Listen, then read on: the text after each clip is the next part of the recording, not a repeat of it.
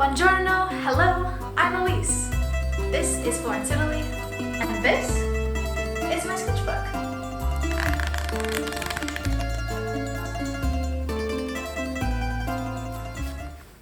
Picture this. You're 19, you've never been out of the US before, and you hop on your first international flight ever. You land in Florence, Italy for your semester abroad, and you're greeted by this. It's safe to say that this city single-handedly inspired my love for travel and has honestly shaped who I am today.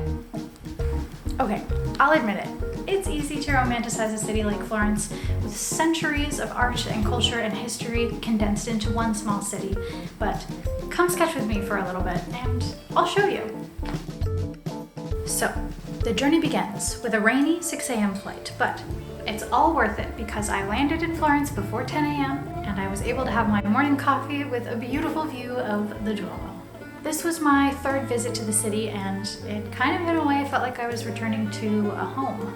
In a city as bustling as Florence, you would think that it would be hard to find a space to slow down, but I really feel like it's the opposite here. Maybe it's just Italian culture as a whole.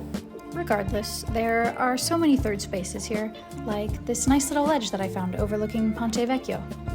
I feel like lately there's been quite a bit of discussion surrounding how modern architecture is often built for efficiency and movement to get people from one place to the next. And I've found that in contrast, older architecture invites you to linger, to exist in a space. And that's part of what keeps drawing me back to Florence. This time around, I also got to play tour guide for my aunt and uncle who were visiting the city, and I got to take them to all of my favorite spots. And if you are interested in some of those favorite spots, you can head on over to my Substack. I've got a list over there as well as a more detailed journal entry from my time in Florence. So my next sketching spot was the Loggia dei Lanzi in Piazza della Signoria. One of my other favorite things about Florence is the fact that super touristy and also locally beloved spots can exist side by side and sometimes overlap, and this happens to be one of those spots. This is confirmed by my Florentine friend Alessio. The Loggia is one of his favorite spots, and it is also a popular tourist hub. It's easy to see why. I mean, it's basically an open-air museum, and there's also a replica of the David by Michelangelo. It makes me glad to know that someone like Alessio, who has spent much of his life here, can still find magic in these crowded places. And so, I found my little corner and started to sketch. Quick art nerd fun fact, this sculpture by Bologna has been on display in the Loggia since 1582, which kind of blows my mind.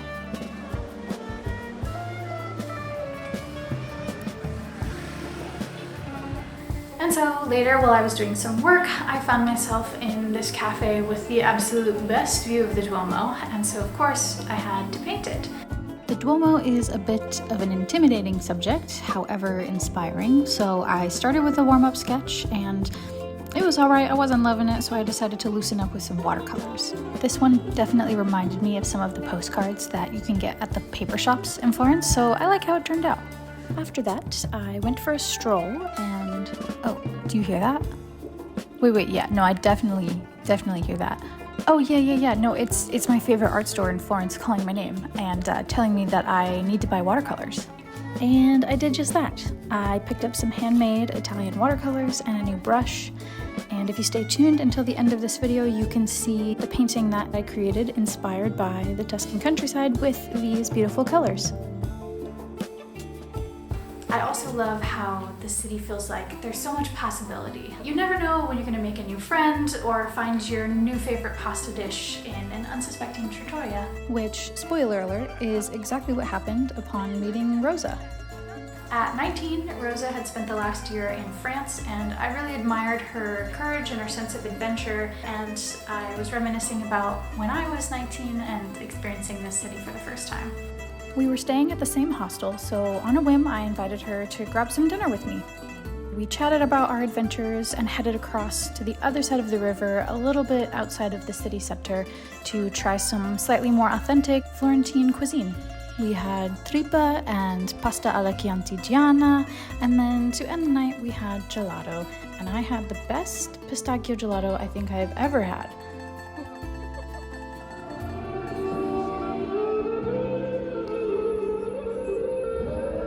We took our time meandering home, enjoying the city at night, and then the next morning we woke up bright and early for a sunrise hike to Piazzale Michelangelo. With my inspiration refueled, I said a bittersweet goodbye to Florence and headed back to Geneva. With so many places still on my travel list, I sometimes feel guilty for revisiting places I've already been, but I would argue that each return allows me to dive a little bit deeper, connecting more authentically to a place, a culture, the food, and with myself. I'm so incredibly grateful to be able to have these experiences that shape who I am and shape my artistic practice. Being able to create art inspired by the places that I go and the experiences that I have is my way of taking a moment to appreciate everything that this life has to offer. And thank you for letting me share that with you. Sometimes for me, it's so easy to get caught up in the big picture of life, like where am I meant to be? What am I meant to be doing? One of the things I love the most about traveling and making art is that you are present in the moment and you're exactly where you need to be. Sometimes life is big and messy and complicated, and sometimes it's just gelato. You know? Before I go, I just wanted to take a moment and let you know that if you want a little piece of Florence or another adventure from my sketchbook, I have prints available. There's a link in the description, as well as a full-length journal entry from my time in Florence, along with recommendations as far as where I like to go. And also, I finished my second sketchbook, so there will be a sketchbook tour coming soon. Thank you always for the love and support.